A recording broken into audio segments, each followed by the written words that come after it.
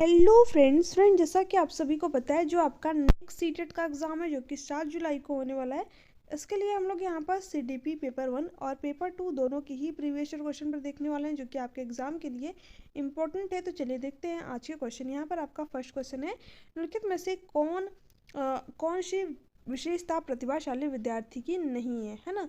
कौन सी विशेषता जो है गिफ्टेड चाइल्ड की नहीं है, हमें उसके बारे में बताना है। फर्स्ट क्या दे रखा है, औसत से अधिक बुद्धि स्तर। देखिए जो गिफ्टेड चाइल्ड होता है, जो प्रतिभाशाली बच्चा होता है, उसकी जो बुद्धि होती है वो एवरेज बच्चों से क्या होती है, ज़्यादा होती है। ठीक है, तो यहाँ पर फर्स्ट ऑप्शन तो आपका सही दे रखा है। ठीक है, तो ये तो आपका यहाँ पर होगा नहीं, क्योंकि हमें क्या बताना है, कौन सी जो है प्रतिभाशाली विद्यार्थी की विशेषता नहीं होती है। सेकंड क्या दे रखा है, उच्च स्तरीय समस्या समाधान कौशल। तो ये भी क्या होती है, गिफ्टेड चाइल्ड की विशेषता होती है, तो ये भी आपका ऑप्शन नहीं होगा। कौशल पर निपुणता प्राप्त करने के लिए उच्च स्तरीय अभिप्रेरणा, ये भी क्या होती है, प्रतिभाशाली बच्चे की विशेषता होती है, तो ये भी आपका ऑप्शन नहीं होगा। यहाँ पर आपका ऑप्शन क्या हो जाएगा, ऑप्शन नंबर 4, जानकारी को ग्रहण करने में धीमापन। ठीक है, जो गिफ्टेड चाइल्ड होता है वो क्या करता है, जानकारी को तीव्र गति से ग्रहण करता है ना। बट यहाँ पर क्या दे रखा है, धीमापन। तो यही क्या होती है, प्रतिभाशाली विद्यार्थी की विशेषता नहीं होती है। तो आपका फोर्थ ऑप्शन जो है राइट आंसर हो जाएगा। अगर आपसे पूछे कि प्रतिभाशाली जो गिफ्टेड चाइल्ड होता है उसकी क्या क्या विशेषता होती है, तो देखिए इन तीनों को ध्यान में रखिएगा। वो जो है उसकी जो बुद्धि होती है औसत से अधिक होती है। ठीक है, उच्च स्तरीय समस्या समाधान कौशल होता है, और कौशल को निपुणता प्राप्त करने के लिए उच्च स्तरीय अभिप्रेरणा होती है ना। बट यहाँ पर नहीं पूछा था, तो इसलिए आपका यहाँ पर फोर्थ ऑप्शन करेक्ट था। नेक्स्ट है, एक अध्यापक को विद्यार्थियों की योग्यता के डैश परिप्रेक्ष्य और अधिगम को डैश प्रक्रिया मानने के लिए प्रोत्साहित करना चाहिए। ठीक है, तो देखिए जो अध्यापक है उसको विद्यार्थी की योग्यता को क्या मानना चाहिए, वृद्धि बोधक, यानी जो योग्यता उसको बढ़ाई जा सकती है ना। और अधिगम को कैसी प्रक्रिया माननी चाहिए, एक सक्रिय प्रक्रिया। तो यही वाला ऑप्शन जो है आपका यहाँ पर करेक्ट आंसर हो जाएगा। देखिए यहाँ पर क्या दे रखा था, एक निष्क्रिय। तो निष्क्रिय वाले ऑप्शन तो आपके यहाँ से पहले ही हट जाएंगे, है ना। निष्क्रिय अधिगम नहीं होता है, अधिगम क्या होता है, एक सक्रिय प्रक्रिया है। अस्तित्व बोधक नहीं है, वृद्धि बोधक होता है ना। जो विद्यार्थी की योग्यता है वो क्या होता है, वृद्धि बोधक होता है, यानी समय के अकॉर्डिंग जो हम उसको बढ़ा सकते हैं। तो आपका यहाँ पर फर्स्ट ऑप्शन करेक्ट आंसर हो जाएगा। नेक्स्ट है, यदि गतिविधि को महत्व नहीं दिया जा रहा है तो विद्यार्थी द्वारा किसका अनुभव करने की संभावना है। ठीक है, देखिए अगर बात करें तो इस ऑप्शन में, ठीक है, जो ये क्वेश्चन आपको दे रखा है, इसमें अगर आप देखेंगे तो 3 ऑप्शन आपको एक ही जैसे दे रखे हैं, जिज्ञासा, उत्साह, आनंद। तो ये तीनों ऑप्शन तो आपका यहाँ पर होंगे नहीं, क्योंकि 3 ऑप्शन को तो हम करेक्ट नहीं कर सकते ना, हमारा एक ही ऑप्शन सही होगा।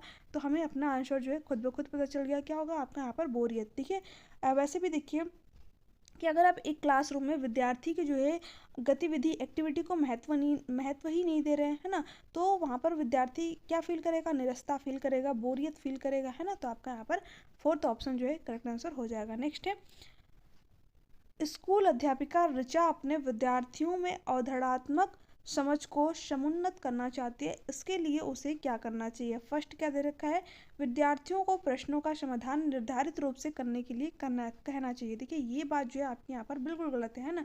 निर्धारित रूप से यानी जैसा दिया गया उसी तरीके से करना, तो ये जो है कहीं किसी भी तरीके से सही नहीं होगा। ऐसे तो बच्चे की जो समझ है वो विकसित ही नहीं होगी।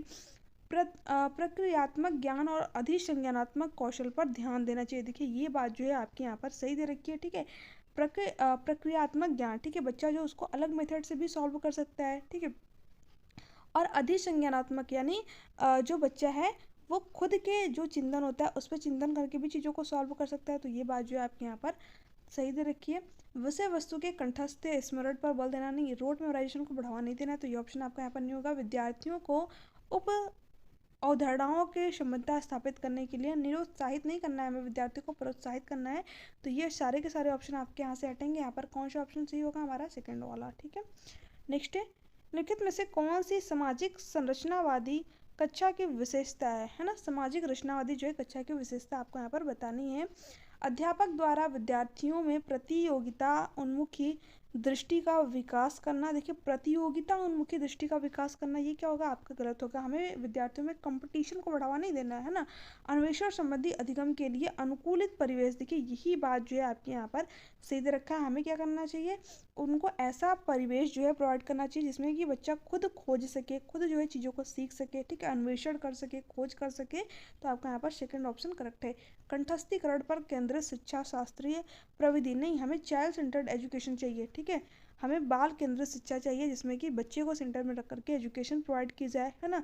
कंठस्थीकरण रोट मेमोराइजेशन को तो हमें बढ़ावा देना ही नहीं। मानकीकृत पाठ्यचर्या जो सांस्कृतिक विभिन्नताओं को ध्यान न रखती। देखिए पहले तो हमें फिक्स्ड करिकुलम नहीं चाहिए, हमें क्या चाहिए, करिकुलम में लचीलापन चाहिए, फ्लेक्सिबिलिटी चाहिए, ठीक है। फिक्स्ड करिकुलम मानकीकृत पाठ्यचर्या आपका जिस भी ऑप्शन में हो वो ऑप्शन आपका कभी भी नहीं होता है, ठीक है, गलत होता है।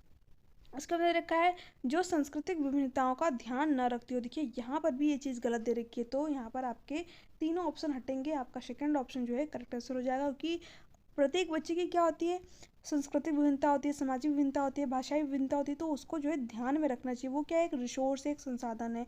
तो आपके यहाँ पर तीनों ऑप्शन गलत है, यहाँ पर सेकंड ऑप्शन करेक्ट हो जाएगा। नेक्स्ट स्टेप आपका यहाँ पर देखिए क्या दे रखा है, विद्यार्थी कक्षा में अधिगम की प्रक्रिया में अधिक सक्रिय और सहभागी बना महसूस करते हैं यदि कक्षा का परिवेश समुन्नत हो। अवधारणाओं के बारे में जिज्ञासा, ठीक है, जब वो जो है उनकी अवधारणाओं के बारे में जिज्ञासा रहेगी तो परिवेश क्या होगा आपका, मतलब जो कक्षा का परिवेश है, अगर उनको जो है अवधारणाओं के बारे में जिज्ञासा उत्पन्न करे तो विद्यार्थी अच्छी तरीके से सीख पाएगा। अपने विचार पर विमर्श चिंतन, तो भी जो है विद्यार्थी अच्छी तरीके से सीख पाएगा। अध्यापक का निष्क्रिय अनुकरण, देखिए निष्क्रिय नहीं चाहिए हमें, बच्चा एक्टिव चाहिए, है ना। तो सी ऑप्शन जो है आपका यहाँ पर होगा नहीं, ठीक है। अध्यापक क्या कर रहा है, निष्क्रिय अनुकरण कर रहा है।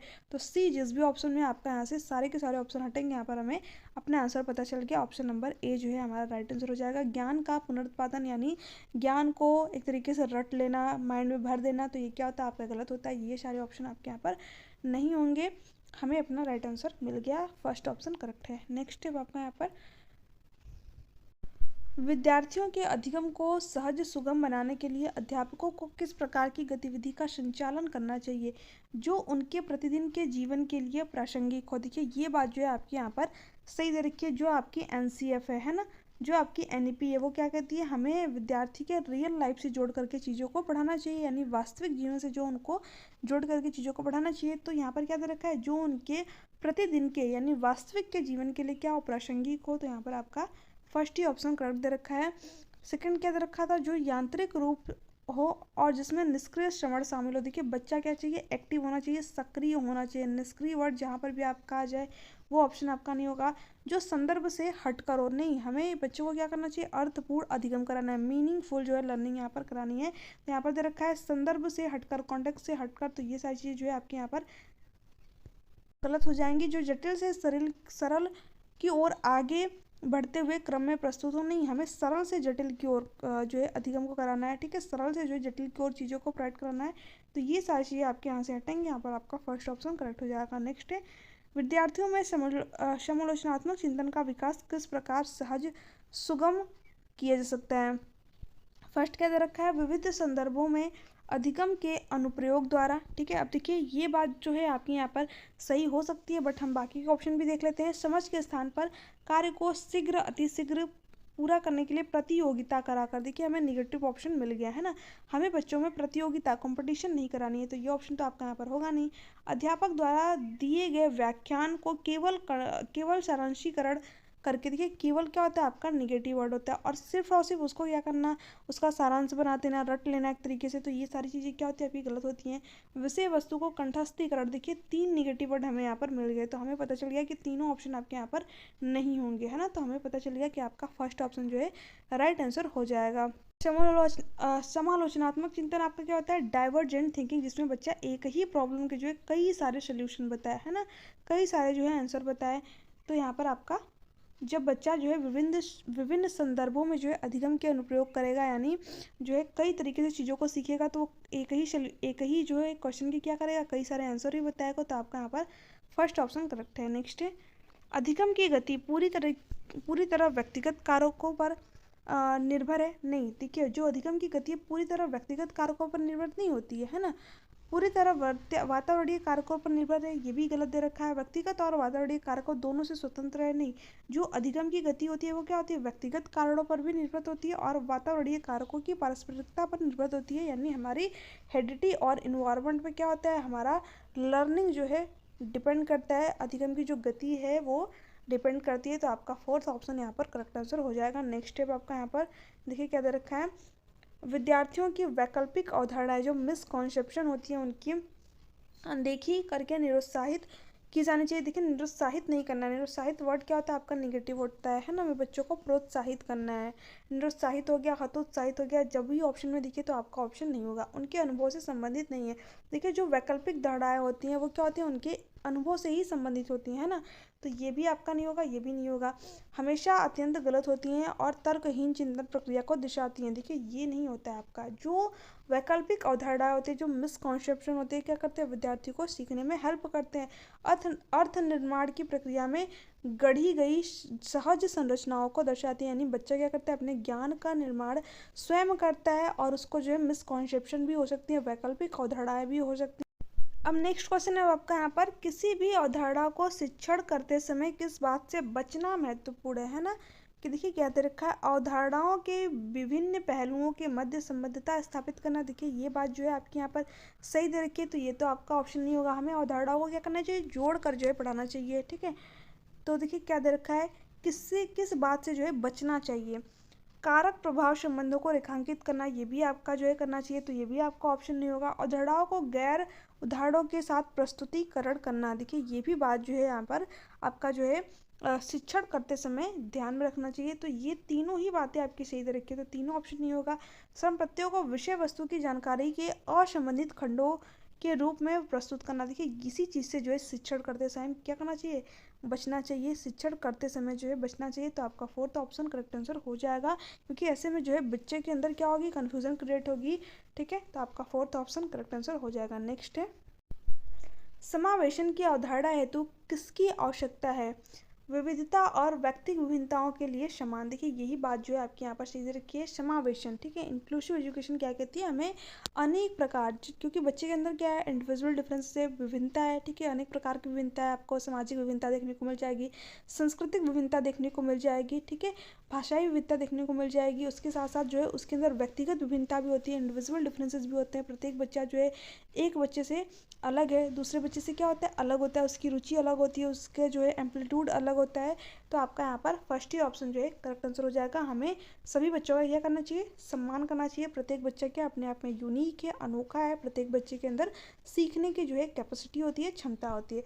आकलन के लिए मानकीकृत परीक्षण, मानकीकृत मैंने आप लोगों को बताया, जब भी देखिए ऑप्शन में आपको गलत कर देना है। मानकीकृत, हमें फ्लेक्सिबिलिटी चाहिए, फिक्स्ड करिकुलम नहीं चाहिए, तो ये आपका गलत हो जाएगा। अध्यापक केंद्रित नहीं, चाइल्ड सेंटर्ड एजुकेशन चाहिए हमें, है ना। तो ये भी आपका ऑप्शन नहीं होगा। विद्यार्थियों का नामीकरण और लेबलिंग और पृथक्करण करना, ये सारी की सारी चीज़ें आपकी यहाँ पर गलत दे रखी है, ठीक है। देखिए पृथक्करण हो गया, लेबलिंग हो गया, ये क्या होते हैं, आपके निगेटिव वर्ड होते हैं। मानकीकृत भी क्या होता है, निगेटिव वर्ड होता है। तो ये जब भी आपको ऑप्शन में दिखे, आपके ऑप्शन वहाँ पर नहीं होंगे, है ना। अध्यापक केंद्रित हमें शिक्षा शास्त्रीय प्रविधि चाहिए नहीं, हमें क्या चाहिए, बाल केंद्रित शिक्षा, चाइल्ड सेंटर्ड एजुकेशन। तो हमारे पर फर्स्ट ऑप्शन आपका करेक्ट। देखिए नेक्स्ट है, पठन वैफल्य किस क्षेत्र में प्रत्यक्ष रूप से चुनौती प्रस्तुत करता है ना। पठन वैफल्य क्या होता है, आपका डिसलेक्सिया। इसमें क्या होता है, बच्चों को पठन संबंधी विकार होता है। भावनात्मक नियमन, शारीरिक समन्वय, सामाजिक अंतर्क्रिया में ये सारी चीज़ें आपकी गलत दे रखी है। यहाँ पर क्या होगा, आपका फोर्थ ऑप्शन करेक्ट आंसर हो जाएगा। और लिखित विषय वस्तु के बोध में जो है बच्चों को प्रॉब्लम होती है, यानी बच्चों को चीज़ें कैसी दिखाई थी, रिवर्स दिखाई थी। ए को जो है वो ऐसे पढ़ सकता है, क्योंकि उनके न्यूरोलॉजी जो तंत्रीय तंत्र होता है उसमें जो है किसी प्रकार का विकार होता है। ऐसा नहीं कि बच्चा जो है माइंड से कमज़ोर होता है, ठीक है, ऐसा नहीं होता है। बच्चा एवरेज बच्चे के अंदर भी ये सारी चीज़ें हो सकती है, क्योंकि आपके जो न्यूरोलॉजी ब्रेन है आपका, उसमें जो है आपको इस तरीके से ए दिखाई दे रहा है, बट बच्चे को क्या होता है, इस तरीके से ए दिखाई देता है ना। तो इस सामान्य बच्चे के अंदर भी देखने को मिल सकती है आपको। आपने एक मूवी देखा होगा तारे ज़मीन पर, उसमें जो कोई ईशान अवस्थी थे उनको भी इसी प्रकार की जो प्रॉब्लम थी, डिसलेक्सिया था उनको यहाँ पर, ठीक है। तो आपका यहाँ पर फोर्थ ऑप्शन करेक्ट आंसर हो जाएगा। ये क्या होता है, आपका पठन वैकल्य, डिसलेक्सिया यानी कि पठन संबंधी विकार होता है। इसमें चीज़ों बच्चे को जो चीज़ें होती हैं वो रिवर्स दिखाती हैं। बी को डी पढ़ेगा, वाश को शाह पढ़ सकता है ना। नेक्स्ट है, स्वालीनता से ग्रस्त विद्यार्थी हालांकि कुछ क्षेत्रों में विभिन्न चुनौतियों का सामना करते हैं, लेकिन उनके पास डैश का मजबूत पक्ष भी है। अध्यापक जिसका प्रयोग शिक्षण अधिगम प्रक्रिया में कर सकते हैं। सूक्ष्म विवरणों पर ध्यान देने में, देखिए ये बात जो है आपके यहाँ पर सही दे रखी है ना। जो स्वाधीनता से ग्रस्त बच्चा होता है वो छोटे छोटे विवरणों पर ध्यान दे पाता है, ज़्यादा लंबे समय तक जो है किसी चीज़ पर ध्यान नहीं दे पाता है। तो यही क्या कर सकते हैं, उनके शिक्षण अधिगम प्रक्रिया में अध्यापक प्रयोग कर सकते हैं। तो आपका फर्स्ट ऑप्शन करेक्ट दे रखा है। सामाजिक संप्रेषण वो नहीं कर पाते हैं उतना अच्छे तरीके से, स्वयं को बड़े समूहों के सामने बिना हिचक के व्यक्त करना, ये सारी चीज़ आपकी गलत दे रखी है। ठीक है, यहाँ पर आपका जो है फर्स्ट ऑप्शन करेक्ट है। ठीक है, अब देखिए आज का जो है आपका लास्ट क्वेश्चन, दृष्टिबाधिता से जूझते विद्यार्थियों के साथ शिक्षण करते समय किस विधि माध्यम के प्रयोग से बचना चाहिए, है ना, बचना चाहिए। हमें निगेटिव ऑप्शन को यहाँ पर बताना है। श्यामपट्ट पर लिखित विषय वस्तु की मौखिक रूप से व्याख्या करना, स्पर्शग्राही मानचित्र देना, देखिए सहायक उपकरणों के प्रयोग की अनुमति देना, है ना। देखिए जब बच्चा दृष्टिबाधित है ना, तो उस ऐसे में अगर हम उसकी जो श्यामपट्ट पे चीज़ें लिखी है उसकी व्याख्या कर देंगे तो बच्चा अच्छी तरीके से चीज़ों को सीख पाएगा, इंटरेक्ट कर पाएगा। तो ये तो नहीं करना चाहिए, है ना। यहाँ पर क्या पूछा है, किसके प्रयोग से बचना चाहिए, तो इसका प्रयोग तो करना चाहिए, इसके प्रयोग से नहीं बचना चाहिए।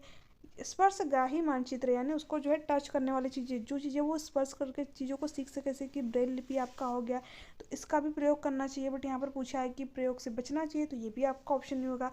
सहायक उपकरणों के प्रयोग की अनुमति देना, देखिए इन तीनों का ही प्रयोग क्या करना चाहिए, अध्यापक को करना चाहिए, है ना, अगर बच्चा दृष्टिबाधित है। बट हमें पूछा था क्या था ऑप्शन में, किसका प्रयोग से बचना चाहिए, तो आपका फोर्थ वाला ऑप्शन जो है करेक्ट आंसर हो जाएगा। अधिगम के आकलन के लिखित परीक्षण लेना, इसी के प्रयोग से क्या करना चाहिए, बचना चाहिए। तो फोर्थ ऑप्शन आपका यहाँ पर करेक्ट हो जाएगा। ये तो फ्रेंड्स ये थे आपके आज के कुछ क्वेश्चन कैसे लगे नीचे कमेंट सेक्शन में कमेंट करके जरूर बताइएगा। वीडियो अच्छी लगी तो चैनल को सब्सक्राइब कर लीजिएगा, बेल आइकन को प्रेस कर दीजिएगा, ताकि ऐसी ही जो क्लासेस है आप लोगों को डेली प्रोवाइड होते रहे। थैंक्स फॉर वॉचिंग, मिलते हैं आपसे नेक्स्ट वीडियो में, तब तक के लिए बाय बाय, टेक केयर।